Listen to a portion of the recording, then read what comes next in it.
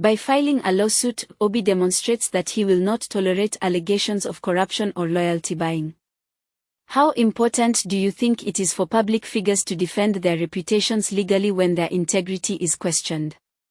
A legal challenge made it. Hello, this case will start. If you no start, for this class, I want to ask you, what is your opinion? Do you wish Obi to go ahead and sue Deji, or Obi should let go? For this class, we go look at 12 solid reasons why Obi should go ahead and 12 solid reasons why Obi should let go. At the end of the class, I want you to drop in the comment section whether if Peter Obi should go ahead and sue Deji because he don't say he's ready for Peter Obi. But before I even start, I get something where I observe before we start 12 for, 12 against. What is that thing? Let me show you. Look, play this video. Why will somebody like me, God forbid that I support APC, support APC for what? But you said you'd rather give your vote to Mr. Tinubu. If the opposition presents Peter Obi, I will vote Tinubu. He said if the opposition brings Peter Obi, he go vote for Tinubu. Me, remember I thought say, if they feature Atiku, I go vote for Tinubu. Deji say if they bring Obi, himself go vote for Tinubu. The question where I want to ask Deji now be say, what happened to Traore? Traore no go run again. If Traore go run, Obi go run, you go vote for Tinubu to spite Obi or to spite obedience. What about the ideology of you are voting for the cleanest man among them? Do you want to put person in Aso Rock because you are angry with another person, or the person that will move the country forward? That is, from what you have been saying, it's Traore that will move the country forward. You call abandoner, come vote for Tinubu because you don't like Peter Obi. For me, I have two options, Obi or Tinubu. If they bring anybody aside Obi, I go use this channel campaign for Tinubu. For you, Deji, now this man, they your mind says, now you they follow, you they support. All of a sudden, if they bring Obi, you say you go vote for Tinubu. I get the point now. Actually, I don't really want to analyze this thing. There's a reason why I don't want to go deeper. First, make I analyze west by west. Make we go now. Now, before we go into 12 reasons why Obi should go ahead and sue Deji, watch this video. Dr. Bati had mentioned earlier on that you cannot resort to self-help. You have to approach the court. So we hope that the court will, will follow due process and really be the bastion of justice. But let me talk about this case. And I think it's important that Mr. Peter Obi has taken this step.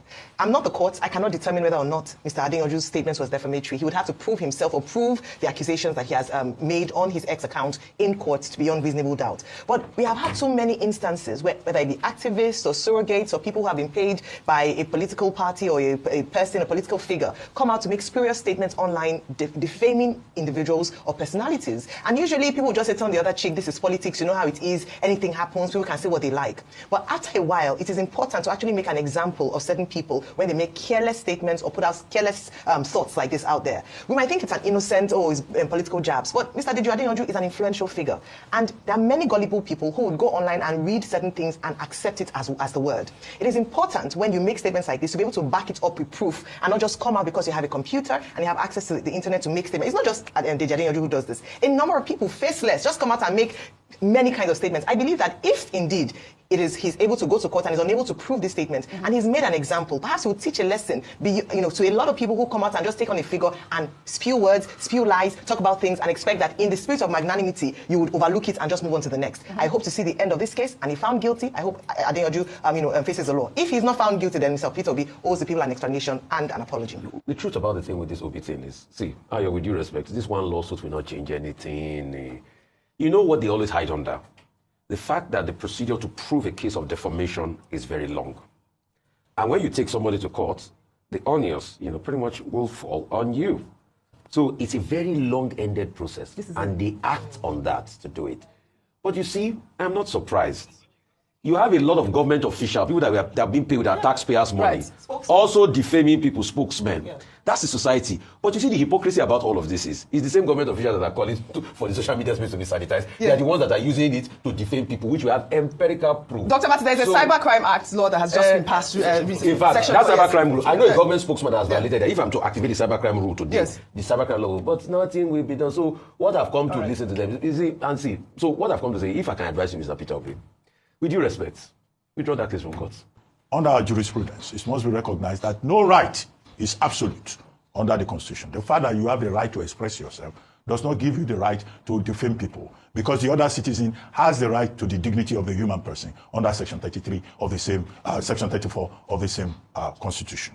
So he who alleges must prove. Must prove. All right. That's the basic principle. And Mr. Peter Obi going into politics does not mean that he has surrendered his right to the dignity of the human person. He has every right to go to court to challenge anybody who defames him. It's for that person to prove. The fact that you are a lawyer or that you are an activist does not grant you immunity. This is it. Section 308 of the 1999 Constitution is very specific about the persons who are entitled to immunity. Okay. And the Cybercrime Act that you refer to is controversial. They say police abuse it and all of that. But Section 14 of it is also clear. You cannot use electronic devices to defame people by hiding under anonymity. I think that we have to test our laws. This is it. With regard to defamation and to other laws, so that people do not think that they have absolute rights. Okay. Nobody has absolute rights. All right. The only defense that is available to you is justification, which is truth. The only defense also is absence of malice. All right. So we have to keep testing these laws. I love so that people don't just go on social media and talk about people, or they just carry microphone and they talk about people. You don't see so. Rufai said, let go. Abati said, fire on. Now, let's see 12 reasons why Obi should fire on. We'll see 12 reasons again why Obi should calm down. At the end of the day, it is for you to support or not support. Let's see. The first reason to defend his reputation. His name is his biggest political asset. If you're a politician, your name is the biggest asset. Anybody can just throw poto just to rubbish you, for people to hate you. Remember, when he be governor that time, people like, because they want to be president. You love what I love. You want Etaso Rock. I want Etaso Rock. Poto. So he need to defend his name. 2, to prove he's not afraid. People, they say, Obi, they are afraid. He too they timid. Make it prove say he be man. Silence may look like fear or admission of guilt. Okay? Thirdly, to force accountability. You say, Percy stole this thing. Come and show it. Deji must either prove his worst in court, or the same court go force him to retract them. You get the point now. 4, to stop the spread of lies. If you know say what they talk against us, so all of them are lies, this is the time to stop them. A court order can remove defamatory posts online. Okay? 5, to show he values truth. Reinforces his image as a man of integrity. What do people know him for? Okay? Whether they rubbish, all this wise. Okay? To prevent future blackmail, others will think twice before lying against him, if all that he said were lies. Okay? 7, to prevent silence be twisted. When you are silent, anybody can interpret it as anything. Okay? People will say, it is true. Now Marty get it. I go, you know me soon. You know, say we did talk na true, to prevent that. Okay? 8, to discourage propaganda politics.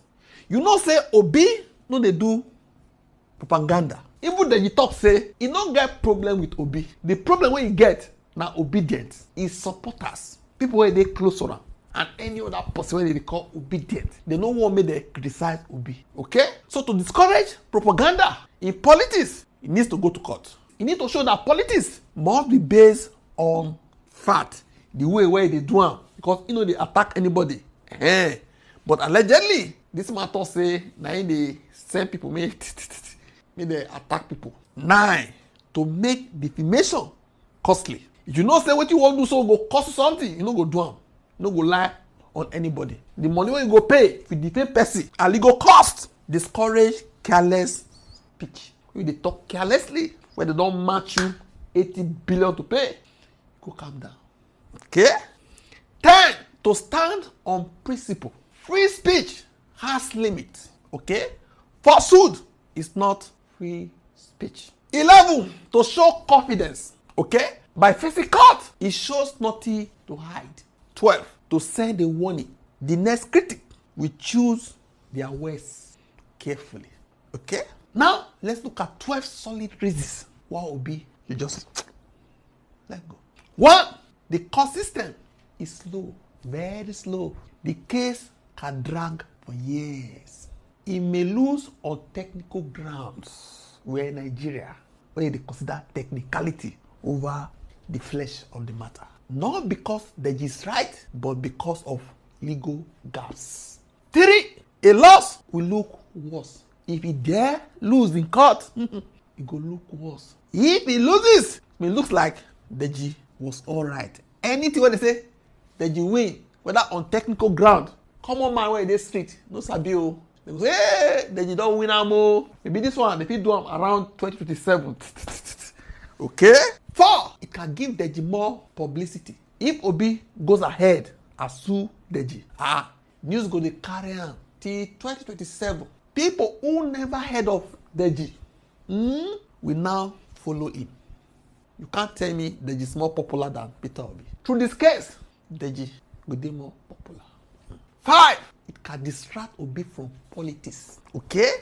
Instead of talking about policy, what you want to do is tied to legal fight. Now this matter, they go dey talk. You get the point now. The court fit delay beyond the 2027 elections. Opponent can use it as a campaign weapon.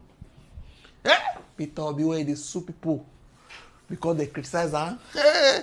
That one, e go worse pass Abacha o. Una don ever see where any politician sue like this before? They go dey drag the matter for court. Before you know a punch, you go say they adjourn the case. They do this. Remember, Deji na lawyer. Another reason, public sympathy may shift to Deji. People sometimes cheer the underdog in court battles. They feel they sympathize with Deji now. You know human being. People feel generate artificial sympathy. The focus on court may shadow real issues. People will they talk more about the court matter, the fight matter, other than what Peter Obi could do for Nigeria. You understand now? That is a big distraction. 9, it can create more enemies. There are some stubborn fellows. Say, who are you? The sue person because he talk against you. You be God. Other critics may unite with Deji against Peter Obi. More insult. We've got the con that time because the matter will drag. If he drag for many years, Peter Obi if he win for lower court, the matter will go appeal from appeal Supreme Court. There are some cases where they Supreme Court now, they never even open them. Look at PDP governors, Abi. They say they sue whoever or the president, whoever. Say why they remove Fubara. The matter, they carry and go Supreme Court. Till tomorrow, that fight they one side, they never open up. Niger. Deji is a lawyer. He knows how to drag and complicate the case. He can complicate it. He can complicate it too. If he doesn't, now first class take graduate too. 11, the justice system can be corrupt. There are some big politicians for this country where get influence. They say the enemy of my enemy is my friend. Something like that, Abi. We say what APC big whip person go just join Deji for backyard just to humble Peter Obi because of this case. You understand, Abi? You know what they talk now? Silence sometimes works better. Ignoring can starve the story of attention. Others from spreading unfounded or defamatory claims. Could this kind of legal response help curb defamation in the digital age, or does it risk silencing critics? A court case could compel Adeyanju to substantiate his claims, potentially validating or discrediting them officially. Would you trust court findings more than social media commentary when it comes to political disputes? The case might set a precedent for how defamation is addressed in Nigerian politics going forward. Should this case influence how future political discourse unfolds online? Obi may seek not only retraction but also accountability for potentially unfounded rumors. Is legal action a fair way to hold people accountable, or is it too heavy-handed? It underscores that media influencers and activists bear responsibility for what they post.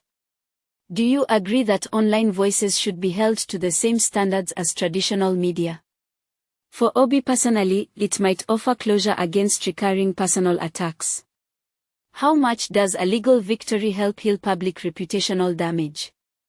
It sends a strong message to activists and supporters about ethical criticism. Does holding activists accountable undermine or strengthen civic engagement?